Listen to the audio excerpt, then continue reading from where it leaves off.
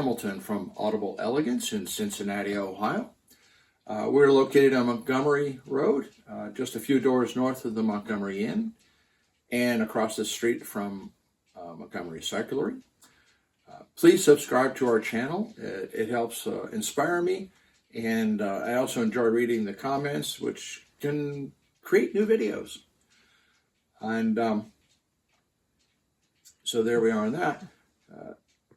Today I want to talk about the departure of a product line from us, and to help you understand, a little bit of business dynamics. We recently made the decision to cease selling the Focal line of speakers, and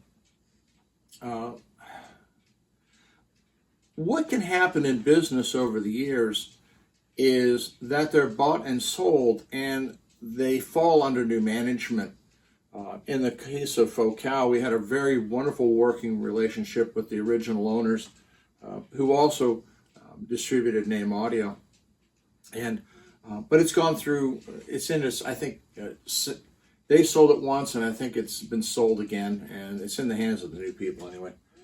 And unfortunately at that time, we got caught, like many people, in the nightmarish problems created by all the lockdowns related to COVID.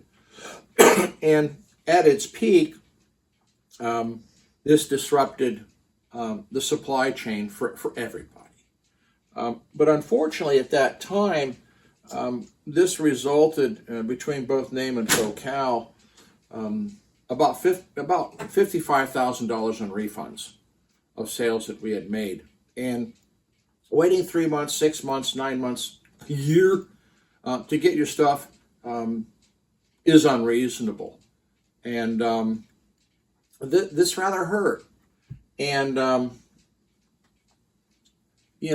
when a manufacturer has those sort of problems, you can certainly be understanding. It's not something that they wanted.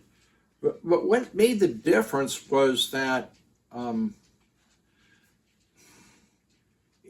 if there was an apology, it's what I would call a naked apology. And my years in Salt Lake City, I got to become familiar with some of the principles of the Church of Latter-day Saints, or also known as Mormons. And at one point, a gentleman there really pointed out, the elements of a true apology. Sincerity is certainly part of it. That it's given is another part of it. Remorsefulness is the third part. But the last part is what really caught my attention, which is, and it caught my attention because it was part of my Disney management training. Putting a person back to where they should have been to start with is not enough. And the Church of Latter-day Saints, one of the principles of an apology includes compensation, and not compensation to get them back to where they were, but something a bit beyond. That you're willing to give up something of your own as part of this apology. And nothing like that ever happened. And that didn't set well, because I got hurt when they couldn't do things. And it really never got better. The ways that they opted to try to turn inventory, selling off old inventory in huge lots with little notice, and so only the really people with deep pockets could even afford to get into it, resulted in people being able to resell those products at a price that was cheaper than our very cost in the products that we had at hand. And,